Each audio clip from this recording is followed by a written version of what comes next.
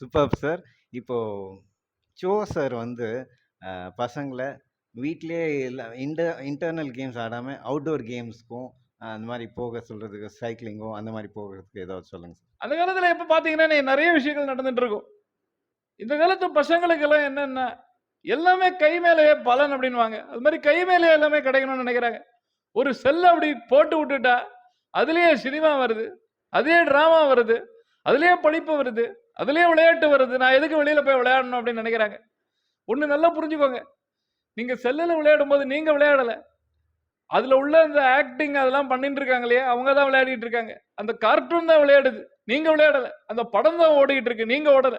நீங்க விளையாடணும், நீங்க ஓடணும்னா நீங்க கிரவுண்டுக்கு போகணும், நீங்க வெளியில போகணும், நீங்க சைக்கிளிங் பண்ணணும். அப்பதான் உங்க உடல் ரொம்ப சீரா இருக்கும் அப்படின்னு நான் கேட்டுக்கிறேன்.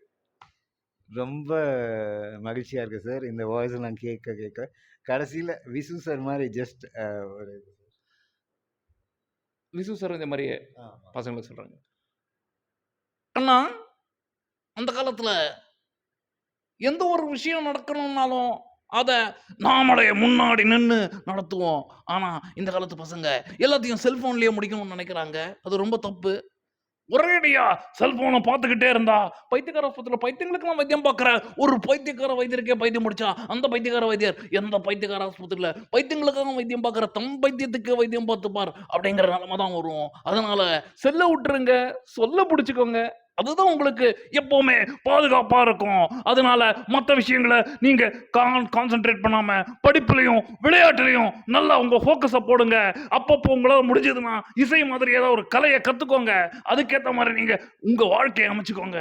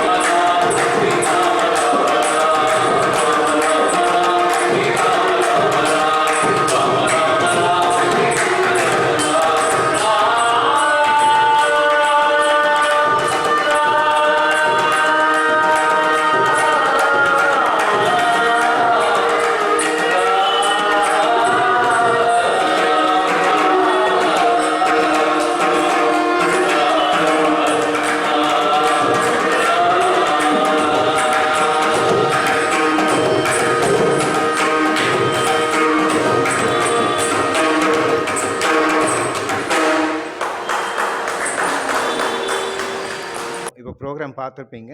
So how did he travel இவ்வளோ நாளாக from the mimicry to this அவர் just will be telling us. இது வந்து முதல்ல மிமிக்ரி ஆரம்பிச்சும் போதே ஒரு ஒரு ஆர்ட் ஃபார்ம் பண்ணும்போதே எனக்கு மியூசிக்கும் எங்கள் அப்பா சொல்லிக் கொடுத்தாரு. எங்கள் அப்பாவும் ஒரு சங்கீத வித்வான் அப்படிங்கிறதுனால. ஸோ செங்கல்பட்டு ரங்கநாதன் பேர். ஸோ அவருடைய ஒரு கைடன்ஸ் ப்ளஸ் என்னுடைய ஃப்ளூட் குரு கலைமாமணி ஸ்ரீ கேஆர் கணபதி. ஸோ அவரும் வந்து எனக்கு ஃப்ளூட் சொல்லிக் கொடுத்தாரு. என்னுடைய பிரதர் சாய் கிருஷ்ணன் அவரும் வந்து ஃப்ளூட் வாசிப்பார். ஸோ அவர்கிட்டையும் கற்றுனேன். ஸோ எல்லாரும் ஒரு என்னை வந்து அப்படி டோட்டலாக எடுத்துகிட்டு போனதுனால என்னால் இவ்வளோ விஷயங்கள் பண்ண முடிகிறது அப்படிங்கிறது வந்து ஆண்டவனுடைய ஒரு செயல் தான்.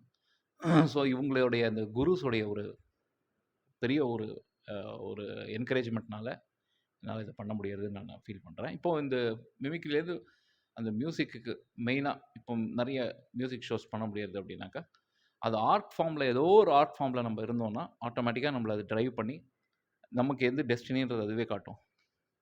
So it was really amazing அவரோட performance. We'll hope that he gives us for next video also. We'll do something different. Thank you viewers for watching this. Thank you so much. So இந்த சேனல் வந்து இவ்வளோ அழகாக ஒரு என்விரான்மெண்ட்டுக்காக ஒரு பர்ஃபெக்டாக அதுக்காகவே இது பண்ணணும் அப்படிங்கிறது அதுக்கு மெயினாக முக்கியத்துவம் கொடுக்கணும்னு நினச்சி பண்ணுற ஒரு விஷயம். அதனால் உங்களுக்கும் என்னுடைய மனமார்ந்த நன்றிகளை தெரிவிச்சுக்கிறேன் வெங்கட்ராவ்ஜி.